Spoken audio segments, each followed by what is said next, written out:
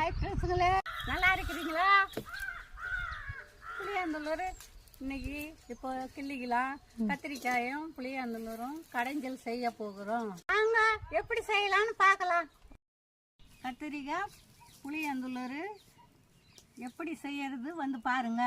சட்டி காஞ்சிடுச்சு, எண்ணெய் தேவையான அளவு. முன்னாடி காஞ்சி மிளகாய் 4, பச்சை மிளகாய் 4, பூண்டு பல் 4, வெங்காயம் தேவையான அளவு, தக்காளி தேவையான அளவு,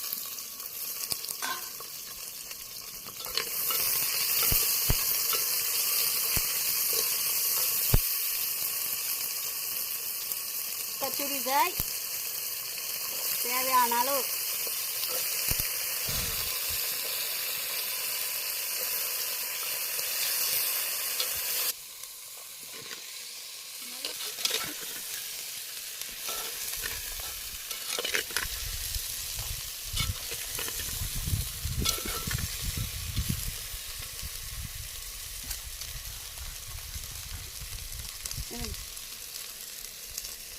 உப்பு தேவையான அளவு,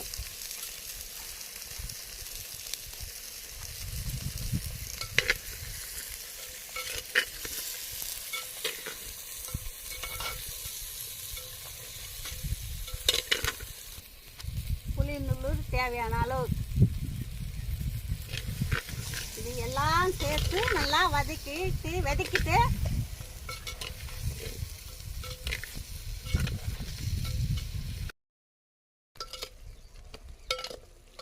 நல்லா வெந்து போச்சு. இப்போ எடுத்து கடையலாம். கடைஞ்சிட்டு சாப்பிடலாம். கடைஞ்சி முடிஞ்சிச்சு. காய்க்கும் புளியந்தூருக்கும் களி செஞ்சுக்கிறோம்.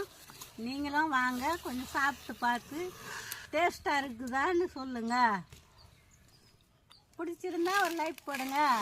டன்.